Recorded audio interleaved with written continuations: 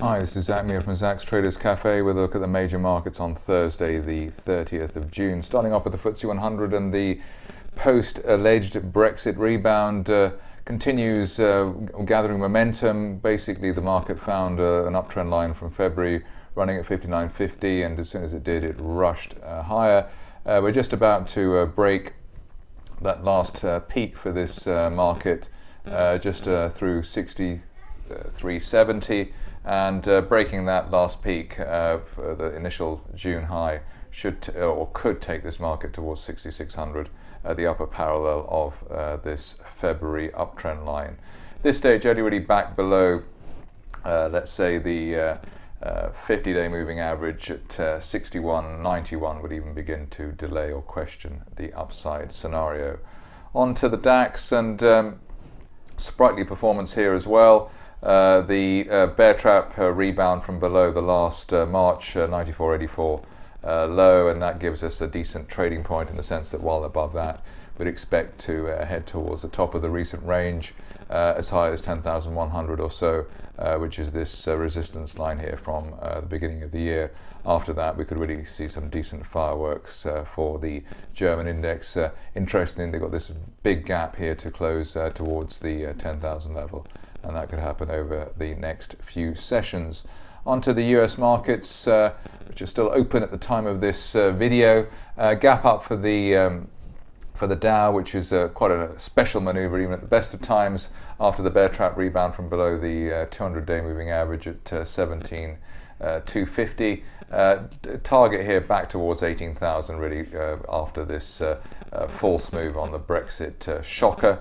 And after that, who knows how far the Dow could travel, but this is looking quite strong indeed.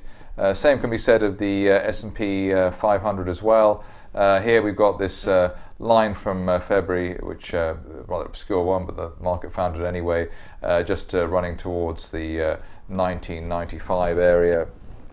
Just below 2,000. That was critical really, because below 2,000 there was not really any meaningful support for this market.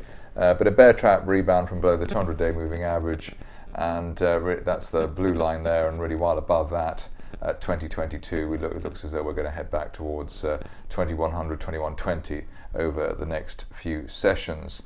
Onto the Nasdaq, and in a way this is probably the most impressive recovery of the lot, given that we saw it looking the weakest going into last week.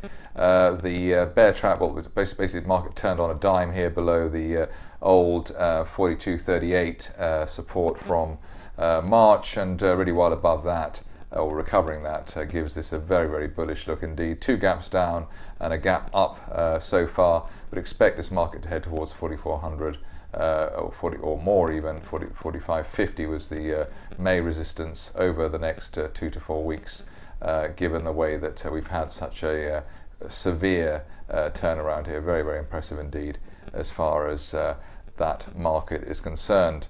Onto the currencies, and for the Great British Pound, probably surprising really the way that there hasn't been a little bit more of a rebound, given the way that one might have expected to mirror the recovery in the FTSE 100, but so far the failure around 135, 135.20, just about where you would expect it to be, a broken support line there from January running towards 135.50, and so settled to strength up to that level for a partial retest of the 131.21 low of June to date. It would be surprising if that broke, but maybe this just takes it just below that, maybe on a surprise political development, let's say, but a little trading range here. And the favoured idea is that we would probably consolidate between 132 and 138, which was the former February support, over the next 2 to 4 weeks.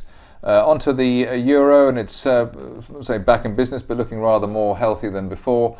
Back above the 200-day moving average, just that's around the 111 level, so above 111. We are, well, 110.96 in fact is the 200-day line.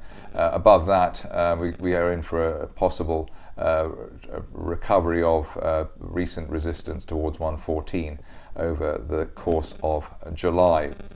But at this stage, saying more than that would be maybe being a bit optimistic. On to the yen, bouncing off this line from February here, running towards 101. And really, while there's no end-of-day close back below that, 103.55, the last support on the way down, is the target.